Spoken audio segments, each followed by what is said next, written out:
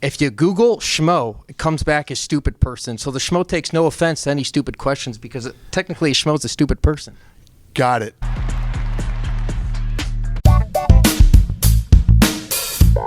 This is the Schmo with the Pro, with the president of the UFC, Dana White in the flesh, the Prudential Center, UFC 288. How we doing? I'm good. How are you? The Schmo can't complain. We just finished up the press conference. We had Henry Cejudo, Aljamain Sterling. Finally, Triple C's come back. He brought his pillows on stage. What's your overall reaction to their face-to-face? Yeah, no, it was a good stare down. I loved the stuff that they were saying to each other. They were playing. They're both playing mind games with each other.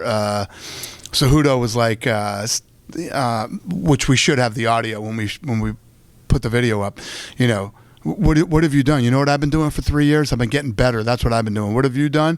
You put on an Oscar award winning performance in one fight. You beat a guy with one arm in another fight, and then he said something else. And then Aljamain was saying, I'm literally going to kill you. I'm going to put you back into retirement. And then Cejudo was telling him, good luck making the weight, kind of messing with his head about the weight. It was a really good back and forth. I loved it.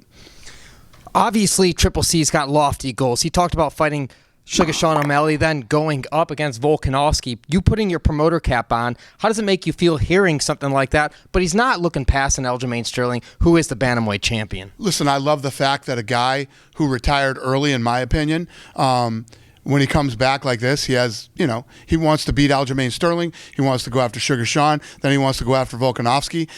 I love that kind of stuff, and I guarantee you the fight fans love it too. On the flip side, what does a victory do for Aljamain Sterling in terms of the pecking order of the greatest bantamweights in this company's history?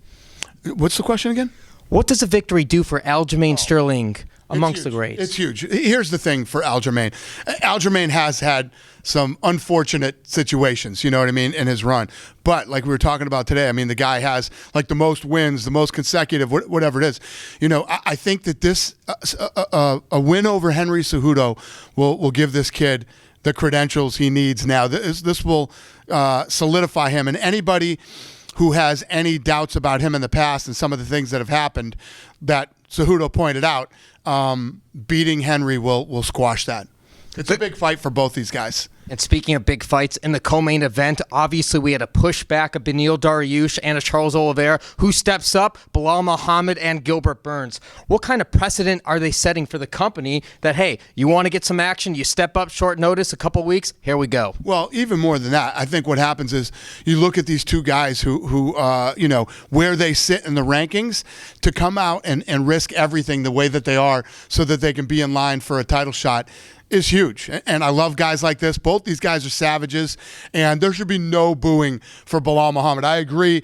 We're in Aljamain's neck of the woods, but you have to respect what this guy is doing. So obviously Leon Edwards, he's from England, but he's not going to be defending over there in London. Are there plans for him to defend against a Colby Covington end of summer? Maybe it's Boston? Yeah, I don't know where it's going to be. Obviously, it's insane for us not to do that fight in London, but I don't know how this whole thing's going to play out. That's why we were going back to London with this fight until it fell apart, but we'll see. I'll have to deal with that as we get closer to it. But bearing injury, you're pretty confident that the winner of this co-main event will be fighting for that title before the end of 2023. 100%. The winner of this fight will fight the winner of Colby versus Leon.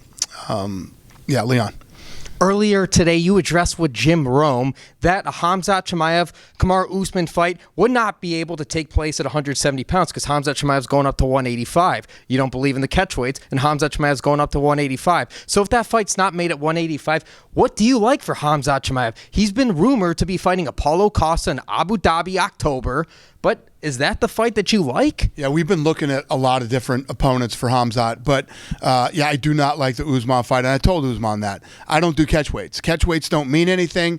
There's nothing interesting or exciting about them because at the end of the day, when the fight's over, neither guy really advances in any way, shape, or form. What is the update with Paulo Costa? Obviously talks about his secret juice, but he was supposed to fight Robert Whittaker in Perth, Australia. That fight never materialized. Robert Whittaker, he's got a big fight against DDP Dricus du Plessis, a title eliminator fight. But what's the deal with Paulo Costa? We haven't seen him back in action. Yeah, I don't know what's going on with him right now. We're trying to figure it out. We'll get him figured out soon. Okay, what about the champion in the middleweight division, Israel Adesanya? He's jaw-jacking back and forth on Twitter with Alex Pereira. Obviously, he's coming out that big victory, UFC 287 in Miami. A lot of people are chomping at the bit. At what point, Jan Blachowicz said he'd go down in weight to fight him at 185 because, remember, he's got the victory over him in the 205-pound weight division. Do you like that fight, Jan Blachowicz, or what do you like for Izzy? Yeah, I think there's a lot of good fights out there for Izzy right now. Yeah, obviously the Duplessis fight is personal for him. He wants that fight, and but Blachowicz, there's lots of good fights out there. We haven't announced what we're doing with him yet, have we? No. Yeah. There's lots of good fights out here. There's a lot of great fights. Well, since Irene Aldana, she's now facing Amanda Nunes June 10th over in Vancouver. Does Raquel Pennington still remain as a main event, getting a new opponent for that fight night May 20th? No, so what we would do now is, first of all, love the Irene Aldana fight. Again, for us to be able to, move so quickly and get another fight in their press conference tomorrow, she'll be here. Raquel Pennington will be the backup on that card. So she'll train, cut and make weight, and if anything happens to either one of the girls, she'll step in. And can we get a final message for all the Dana White fans out there worldwide? What do you want to hear? What's the final message? Final message for all your fans out there worldwide. All my fans, both of you guys, thanks for watching. We appreciate it. Both of you times a Billy. He's the pro. I'm the Schmo. UFC 288. We're out.